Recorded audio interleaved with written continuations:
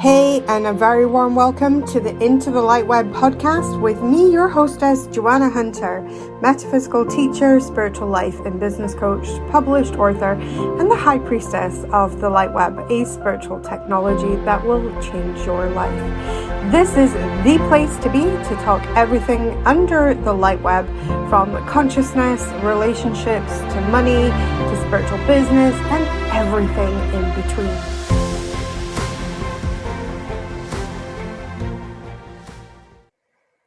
Hi, it's Joanna Hunter here for another episode of Into the LightWeb podcast, and we are in my $1 Million Lab series. And today I am joined by the extraordinary, the gorgeous Kim Woods. Hi, Kim. Warm welcome to the Into the LightWeb. Thank you so much. I am so happy to be here, Joanna. Oh, it's so nice. Come and introduce yourself properly and tell people what it is that you do in the world and how you are impacting the world at the moment. So I am a spiritual leader and transformation expert. And what that means is I help people go and find the pathway to themselves. And I have a business background and I have an intuitive background, and I blend the two together. And I work with people one-on-one. I work with them in small groups. I have a team that's expanding where now I'm hiring my sixth person. So we're able to reach a lot more people, which is just thrilling and wonderful. And we just launched a course that's 12 weeks. And yeah, it's just amazing. I love the work that I do, and I'm so lucky to be able to do it. Amazing, amazing. So tell us, because you work in the spiritual field, which is very much like what I do. I work as a spiritual entrepreneur and a coach, and I have group programs and things like that. But tell me how you got started in this room, because I feel like I sense that there is a bit of an interesting story of how you started off, because it sounds like you started off in the business world. 100%. So I was working for Oracle, and I was very much invested in striving in that career, and I was at the senior director level, and I loved all the things. And then my son was born. He was my first child, and typical, I was planning on going back to work and what have you. And then he had health issues. He had pretty significant health issues. And when I saw him at 2 months old, duct taped to a gurney, undergoing tests, I said, you know what? I need to do something different. And in the course of trying to help him not only physically recover, but he had developmental issues and we needed to do lots of things for him, I realized that I needed to go inward and follow my own intuition versus the doctor's predictions of them not, him not being able to have a normal social life or be able to throw and catch a ball or walk up the stairs naturally. I said, no way. Absolutely not. And so the more I was getting input from the Western medical community, the more I went to Eastern practices. Hence, I had always been intuitive. I had always loved astrology. So those were two things in my toolkit, but I didn't really know what to do with either.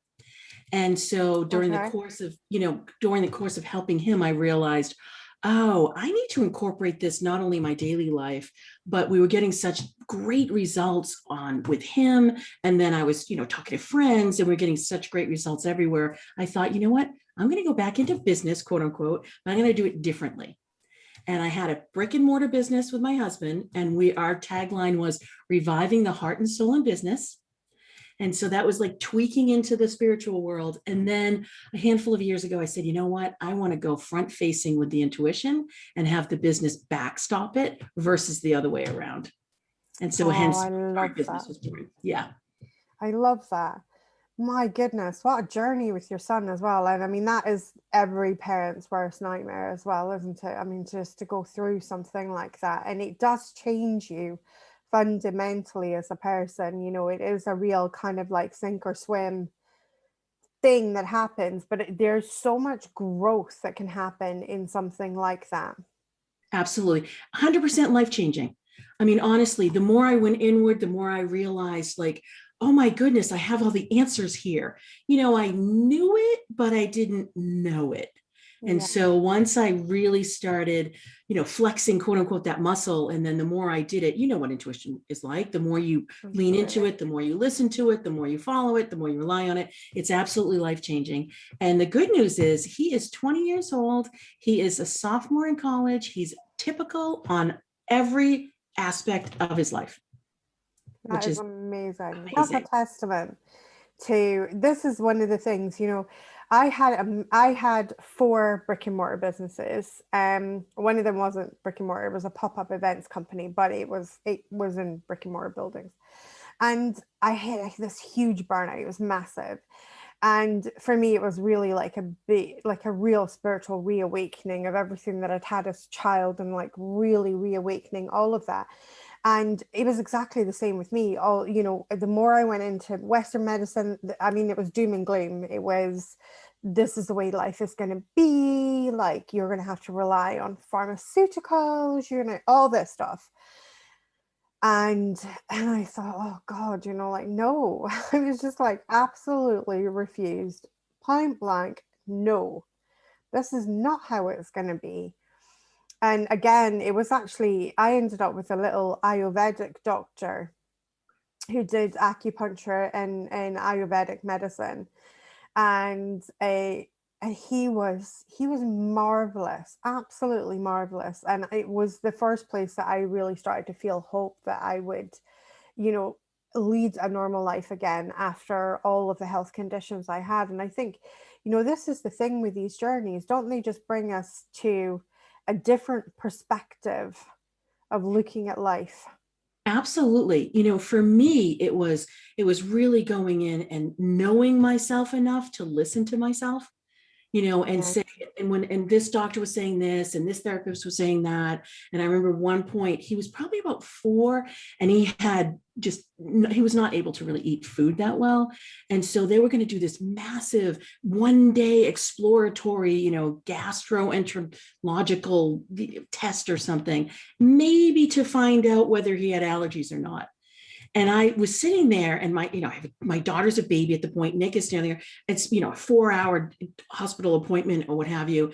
And I said, absolutely not. We are not doing this.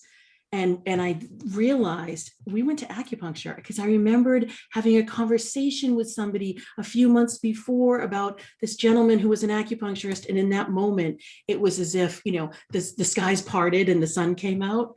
And I said, oh, wait, no, we're not going to do this. We're going to go to acupuncture. Within one acupuncture session, all of his digestive issues were solved. And it was non-invasive. Amazing. Mm-hmm. Completely, yeah. And it's I think a lot of people think, oh my God, is that not sticking needles in you? Is that not like super painful? But like, you don't even feel them going in, and it's so, I mean, we used to be I used to so look forward to my Mm-hmm. acupuncture sessions, because I used to lay there Yeah, and it was so freaking relaxing. I know.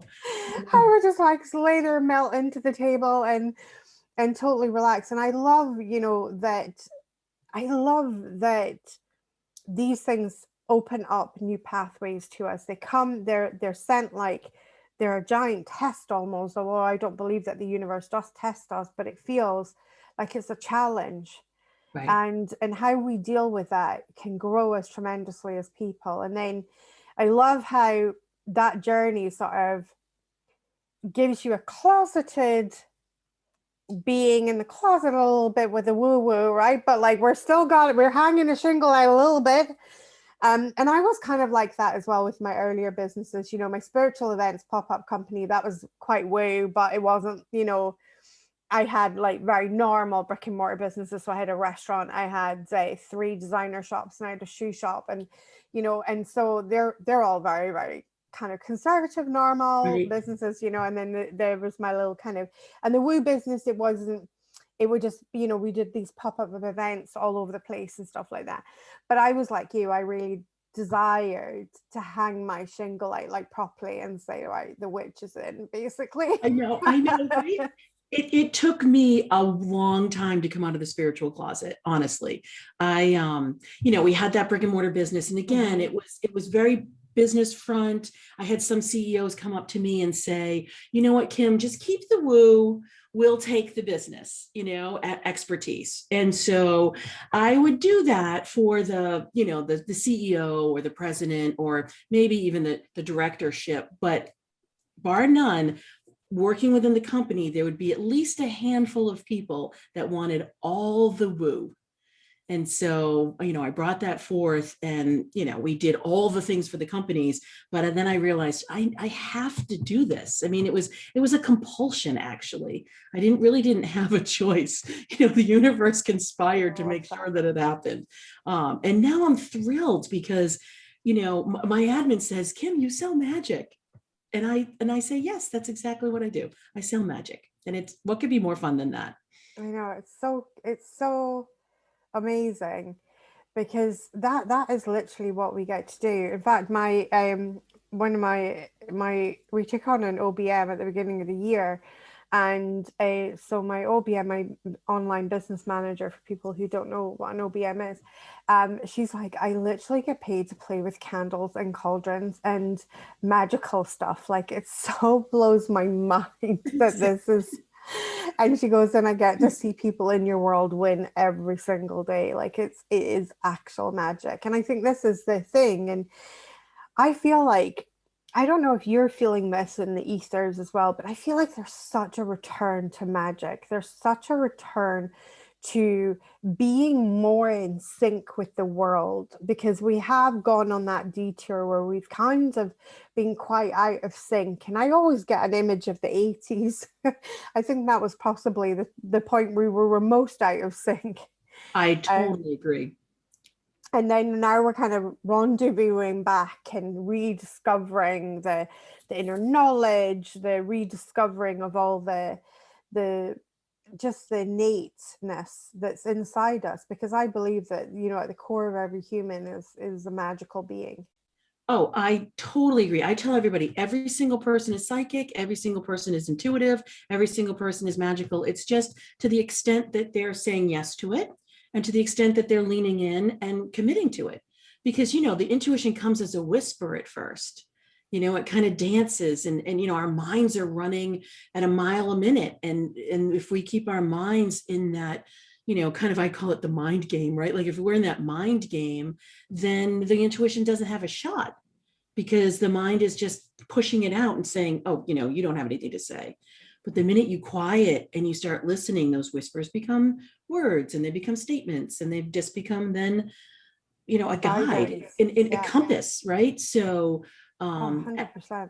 and I want to get back to what you said about the turning of the dial into more magical things. I'm an astrologer. So, looking at the astrology, it's 100%. We went through a rebirthing in 2020. And here we are in 2021. And, as I say, we're infants right out of the birth canal. And we're kind of saying, like, where are our hands? Where are our feet? What are we doing? But as we're doing that, we're questioning more. And we're wondering more. And we're imagining more. And it's just that little moment that the intuition needs to just come sneaking right in and say, I got you. I know where you want to go, and I know what you should be doing. So it's really fascinating. I love it. I love it. Yeah, I mean, it is. I think for many people, 2020, I mean, if it has a word that we can repeat in polite company, it would be pivot. There would be a lot of other words in not such polite company. Exactly. But I think it was for many people a call to change. Absolutely. For so many people. And it was such a call to change, and it was a change of, and how we rolled with that as well, is I think we either rolled with it or we were steamrolled with it.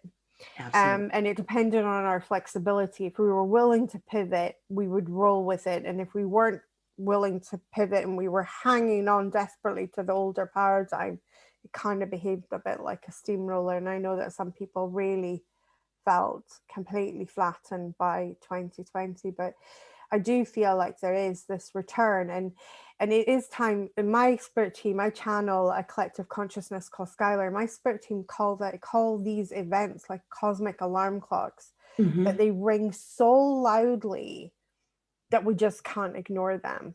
Absolutely. And they force us to make a decision. Really, that's what it's all about. It's not that one decision is better over the other, but it's just a decision. And I feel like the kind of people who really are holding the energy for this magical world that we live in is that we got our alarm clocks earlier. Like, I got mine in 2008 when I hit my huge burnout. You know, you got yours when your son arrived, and it started this kind of journey and everything for you. And I think, you know, a lot of us who have been doing this work for a long time, we got our alarm clock, we got our wake up call a little bit earlier so that we could catch everybody that was waking up now.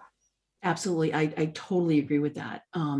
You know, because when I go and I meet people, what I say is I bring that intuition to the business world and I bring the business to the intuitive world. And it's the matchup that makes it all turn beautifully. Oh, I love it. That segues perfectly into let's talk about some business here, Absolutely. because I had Battle Royale in my head for years. I am a natural born entrepreneur. Like, I loved it from day one.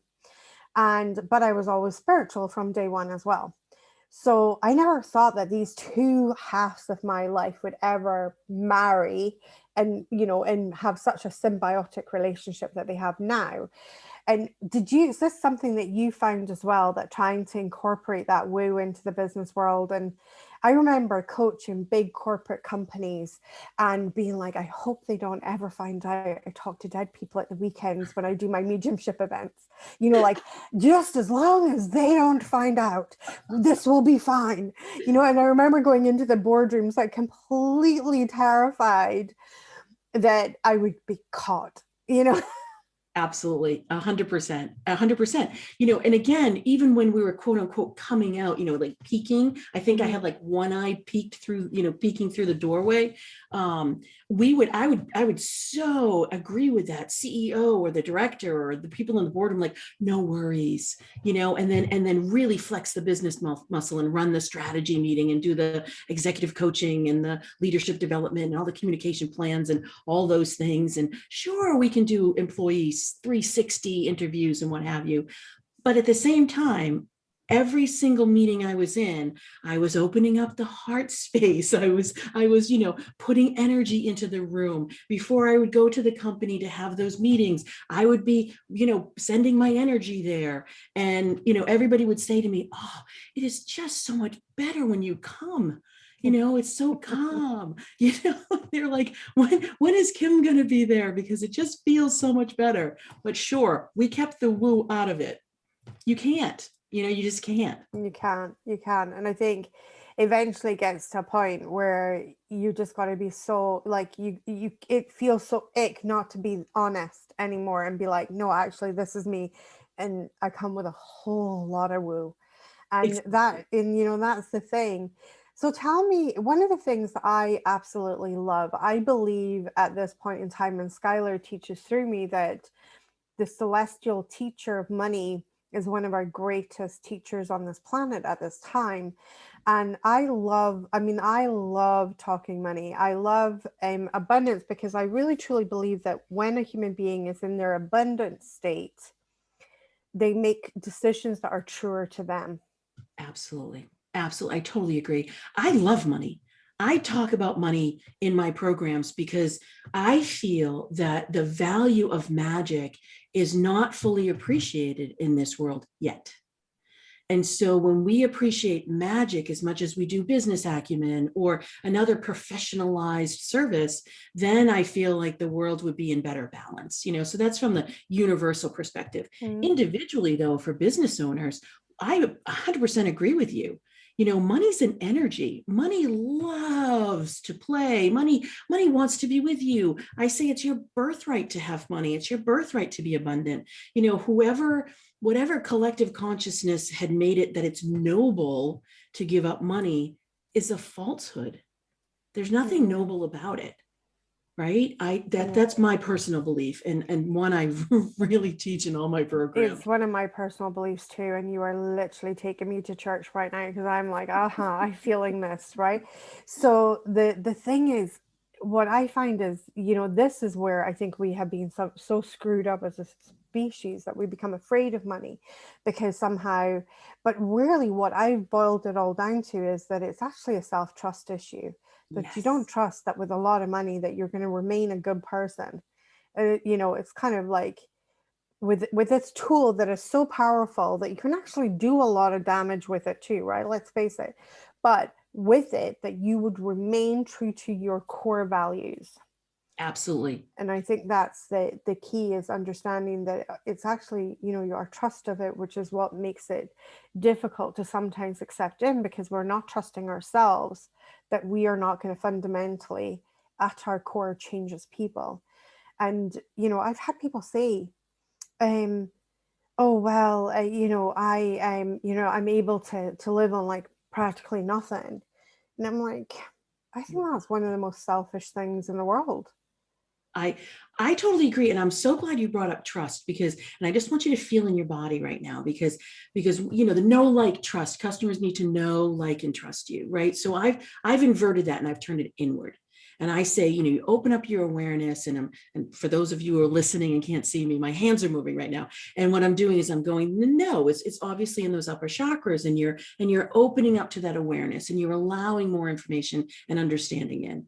But then the like, if when you turn it inward, it's in that heart space, and it's that dance with power and fluidity and collaboration and not competition. And you open up to support and opportunity. And then you get into the trust, and my hands are by my belly. And that's where creation resides. That's where prosperity resides. That's where money resides. And so when I take my people through that know, like, trust, because I found that that's a perfect weaving of the business and the intuition. And so people coming from I the business, love this. right? Yes. People coming from the business world can come into that. People come from the intuitive world. It helps ground them, honestly. It helps ground them in the, oh, okay, I can lean in and I can understand. I can open up my heart more, and I can stand in my power. And then going down to that trust element is that's all the money. That's all the money, the gold, the creation, the prosperity, the abundance, the security, the safety. It's all the things. I love it. I think, yeah, and it's so important. And I really am passionate about spiritual people, especially having money, because I feel like we're already called to help humanity, just like you said. Like, it wasn't even like it was a compulsion to do the work that you do today, right?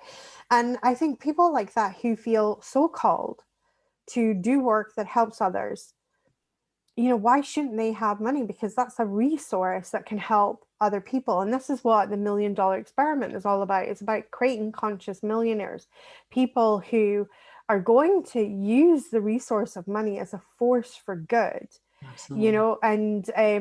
and recently one of my clients had brought forward a really, really cool point, which I want to share with you because I think you're going to love this.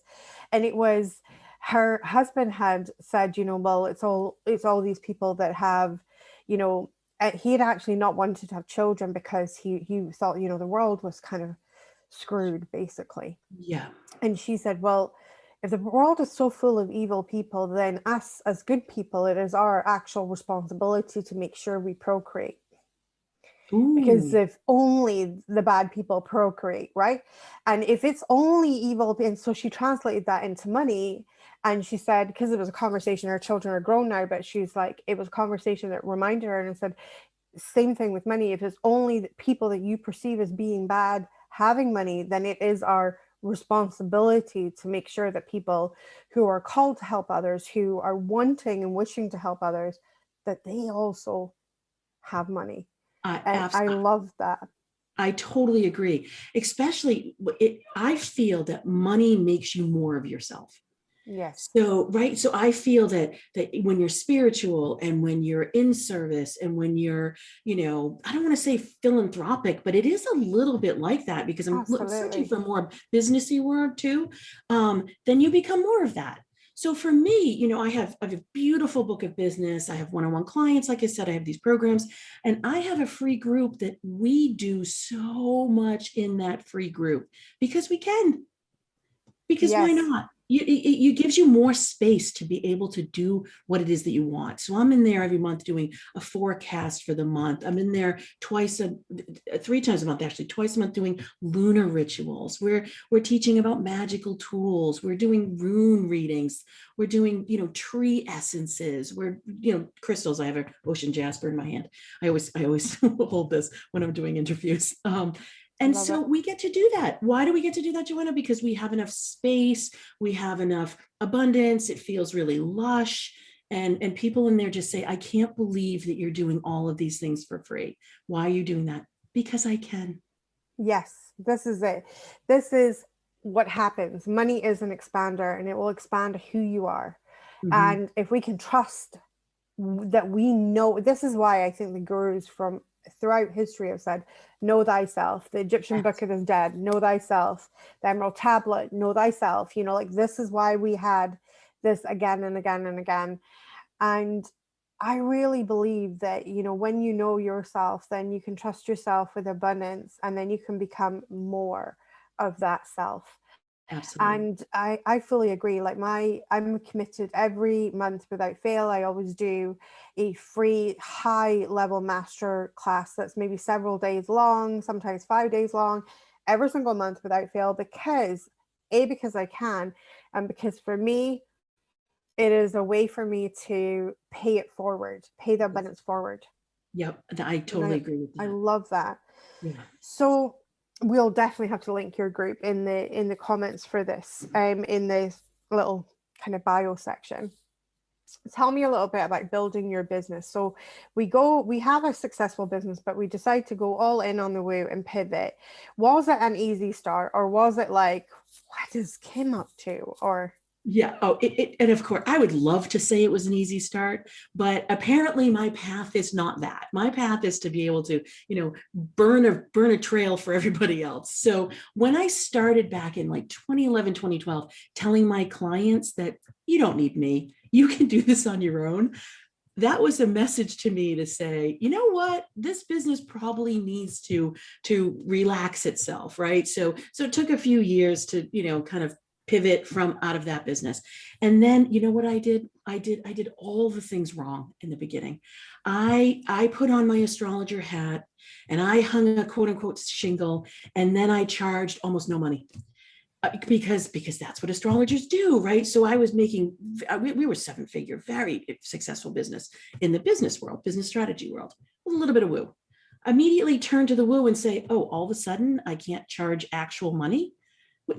So oh, interesting. right, speaking to, so I've learned all the things. So I, of course, and then of course I have hundreds of clients because everybody wants to come in, and I call it the big reveal. I walk in your stars the minute you're born, and I open all these energies, and then you'd go away and I'd be sad. And it took me a few years to realize, you know what, I'm still hiding. I still haven't actually come out of the spiritual closet because I'm Mm. undervaluing myself, because I'm not trusting the magic within me. If I'm not valuing it, certainly the marketplace is not going to value it. And so I decided, it was a few years ago, I decided, nope, I am going high end. I am going longer. You have to be in a container with me. We're going to download all the healing codes. We're going to go through the process. We will be fronting with intuition. We will be doing intuition development as we're doing business development. The minute I did that, the marketplace responded in spades. So it was a quote unquote struggle for me to find that right, combination of what's going to work in the marketplace. But really, it wasn't. It was me saying yes to my value, me saying yes to my magic, and me coming out of the closet and saying, here I am. Oh, amen. Exactly. I love that. Do you know one of the things that I speak a lot to my students about is that you don't get where you want to go until you're ready. Right. And you'll never know when you're ready until you're ready. Yeah. Right? And here's the thing.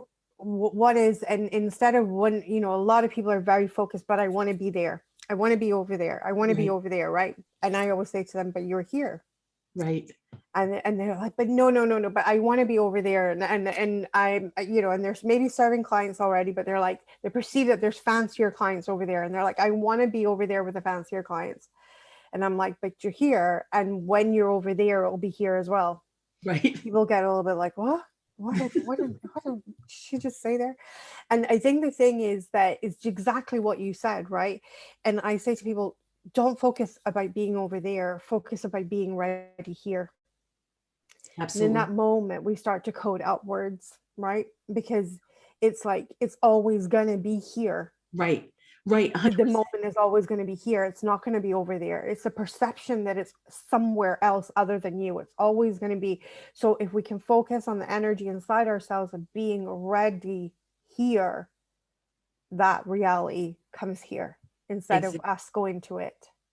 Right. That's what I say. That's what I say about when you know yourself and you like yourself and you trust yourself, clients come to you. It's like what you crave in the universe craves you. And the Yeah. clients that do the clarion call out for the clients and they hear you and they come. And I'm not saying you can sit on a mountaintop and just, yodel into the universe.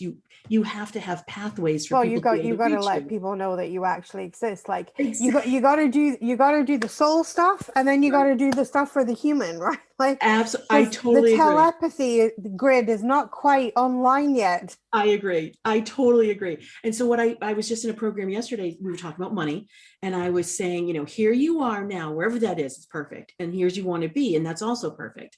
We want to open up to that delta and be able to, draw that in. Well, how are we going to do that? We need to do that internally, of course, and energetically. But then I said, but do you have a payment link? Because if you don't have a payment link, the money is not going to be able to find you. I had a client who, it's a story I've shared a few times, but she joined me, and very first coaching call, her mind was completely blown because I went through her website and I said, I cannot give you money. She goes, what do you mean you cannot give me money? And I said, I'm on your website, and other than a Patreon link, I cannot give you money. And she was like, what? And she went through it all and she was like, oh my God, no wonder I'm not making money online. You can't give me money.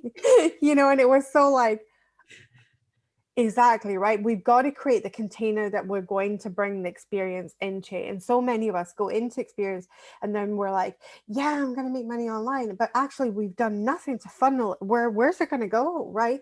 The universe wants nothing more than to give it to you. But Absolutely. which container is it going to go in? Because like you haven't got something to catch it. Exactly. Exactly.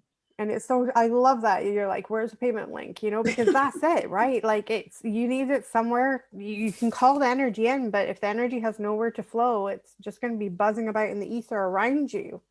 And Exactly. and you see it because all your friends who actually do have a payment link, they start benefiting.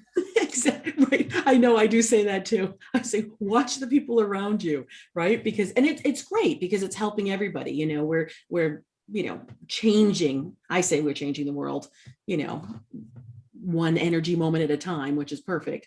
But we are collectively changing those around us too, which I think is stunningly beautiful. So tell us a little bit about how you built your 7-figure business. Like what is your kind of offer stack and things like that? How have you structured that? And was that, was your spiritual business like kind of like from day one like that, or did you build it? Did it build up?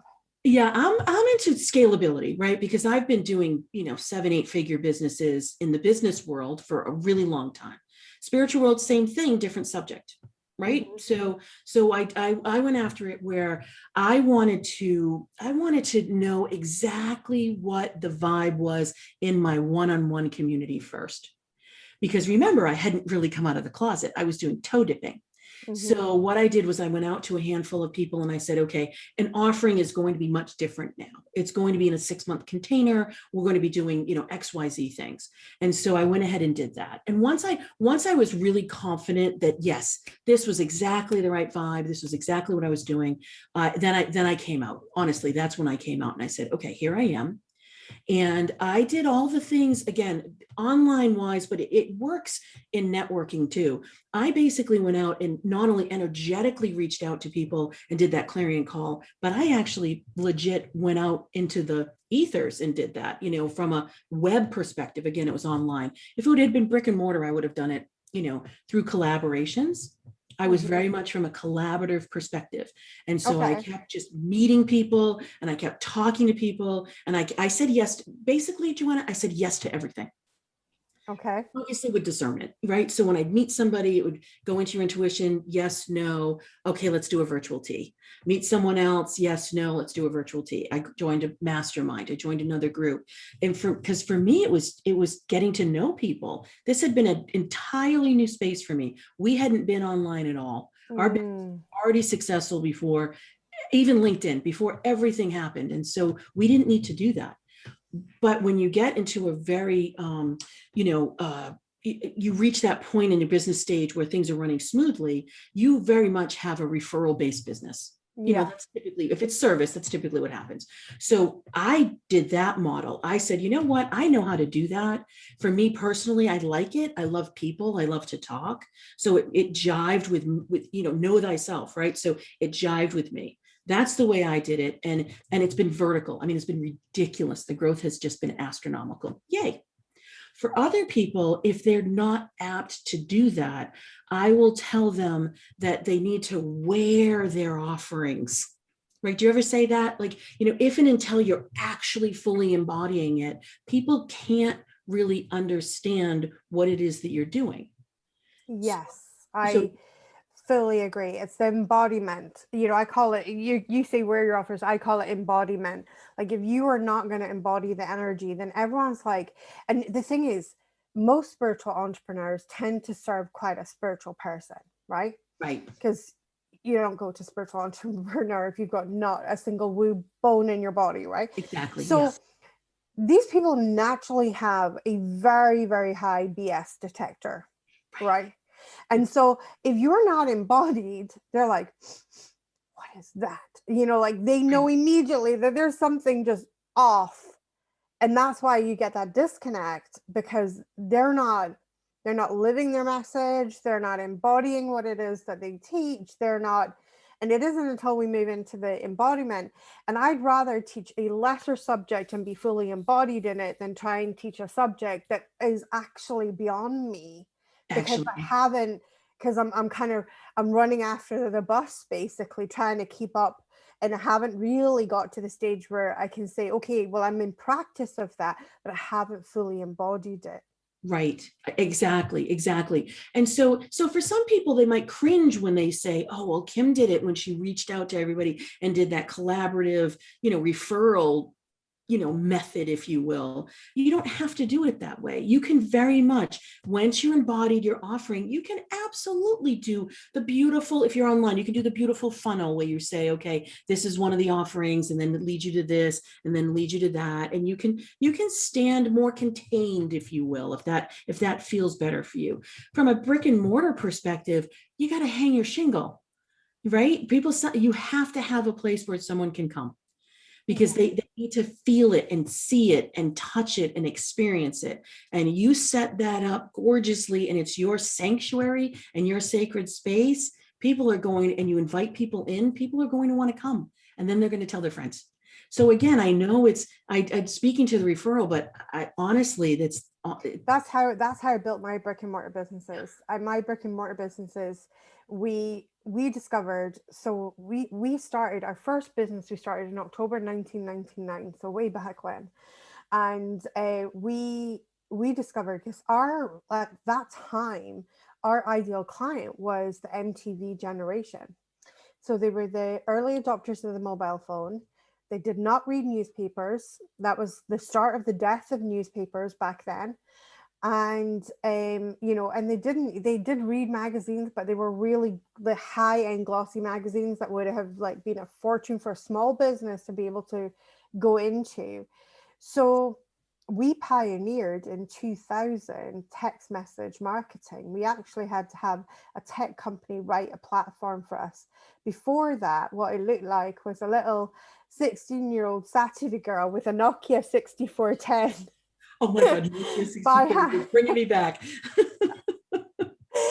doing it all by hand, sending out. And it was so effective that in the end, when our mailing list or our mobile list was so massive, we ended up with 87% effectiveness. So it got to the point where our stores would be completely overwhelmed if we sent to the entire email, like the entire messaging list, that we had had new stock or something like that.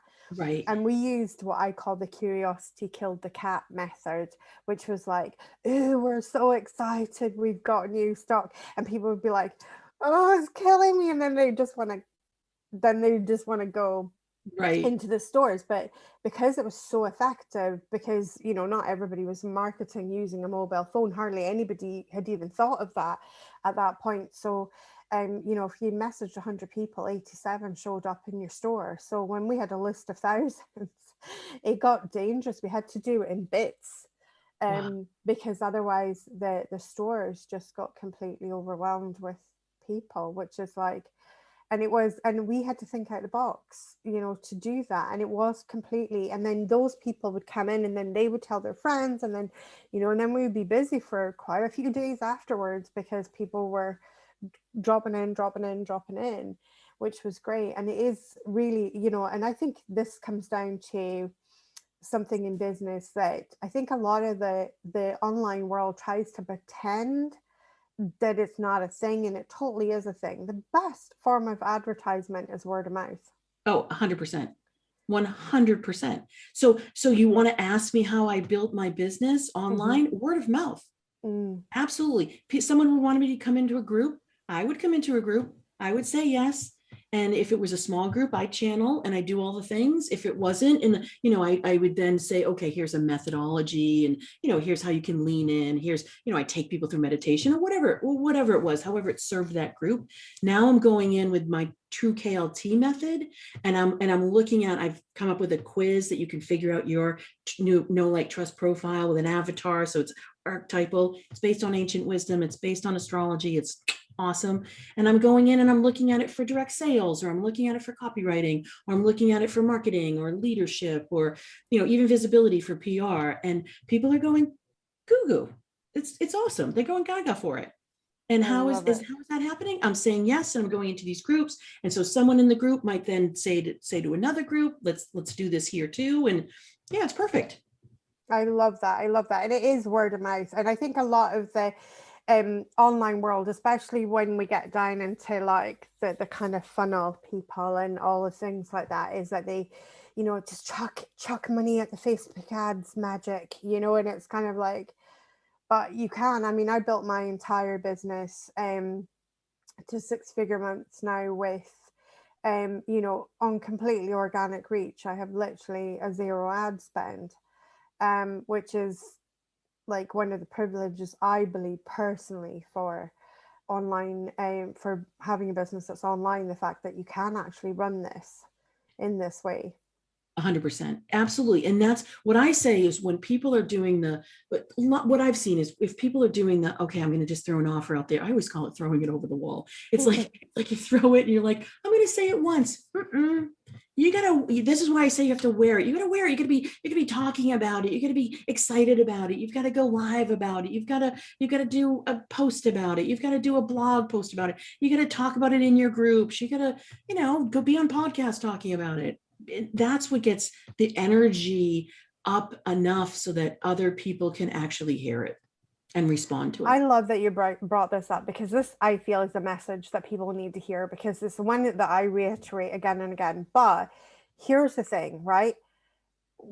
People start saying, well, I feel spammy, right? I feel spammy, right? It's a big one, isn't it? Do you get that as well? Right? I get it. I feel spammy. But the thing is, the algorithm is not your friend.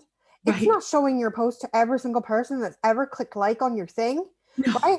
So like, to you, you've put 20 posts out. To them, they're lucky if they saw 2 of them. They show it to 1% now. It used to be 3%. It's 1%. 1%. So if you have 1,000 people, it's 10 people. If I'm doing math right? It's 10 people. If you have 100 people, it's 1 person.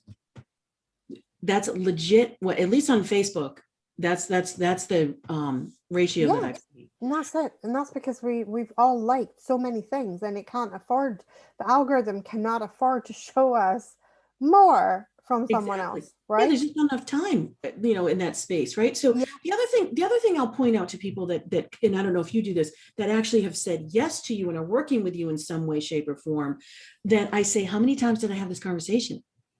How many times did I mention it? How many times did you hear it? How many different ways did you read about it or think about it? Probably more than one. Most likely, it's very few. Like, I just filled my 12-week course that was new, and we love it, by the way. We were just testing it out though. And there was one person out of the 33. I just popped it up for a week and just let people come in. One person that came scooting right in, and I didn't know that person. I hadn't even talked to that person.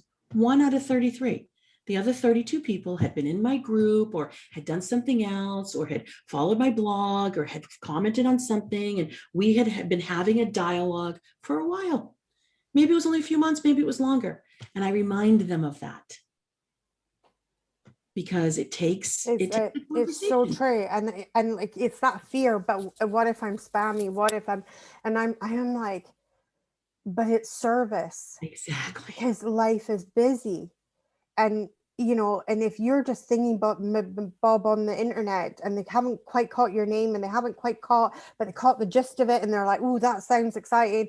You do them a service if you pop up a second time, a third time, a fourth time, a fifth time. It's such a service. So I love that you brought that up, because if anyone that's listening to this and you're feeling the spammy vibes and you're like, oh my God, it's spammy, like, no, it's service. If the person's right for you, it will be a service to them that you pop up more than once and give them the opportunity again. Because there's sometimes we have good intentions and then little Johnny starts giving off and we need to service kids' needs and everything. And then we forgot about it. Absolutely. Absolutely. And you're inviting them. That's what I always say. You're extending an invitation. You're making an offer. You're saying, gee, would you be interested in this? You're not convincing that person. You're not talking them into anything. You're just inviting them. And they have the opportunity to say yes, and they have the opportunity to say no. Oh my goodness. Yes, preach. I have loved this conversation. Can you leave us with something that you have felt has been one of the biggest game changers in your business? Because obviously we went to that point where we were charging right and then we flipped it and things like that. But you have been on a big journey here. What's one thing that, and it's probably a difficult question because there's probably many, but what's one thing that really stands out that was game changing for me?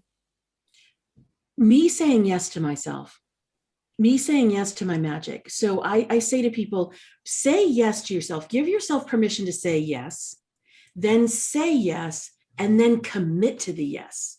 Like stand in the yes.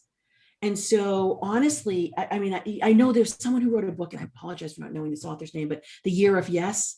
I hadn't I read the think there's a book. film based on that where the guy has to just say yes to everything. Right. And it's So super cool. Like it takes him on this completely unexpected adventure. absolutely. So I had done that a handful of years ago. So just when I was just coming out, it was like, okay, I'm just going to say yes. Should I go to San Diego and do this thing? Yes. Should I be on this podcast? Yes. Should I be in this group? Yes. And again, you're following your intuition, so you have discernment. And there might be some of those things you're thinking to yourself, why did I do this? There always something comes out of it, something good. You might meet a person, or you might have that conversation, or you might read something really cool, even if it's on the subway or something. I mean, the universe conspires to help you when you say yes. Yes, I love that. I love that.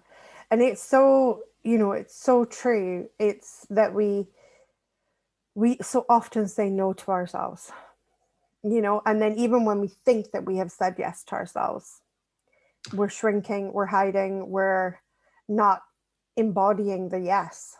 Absolutely. Yeah, because holding that yes is big, and sometimes it feels too big. It feels a little scary. The mind says, "No, no, no, I'm not ready." And that's when you just say, "Yes, I am." And so if you want to have a mantra, yes. I love it. I love it.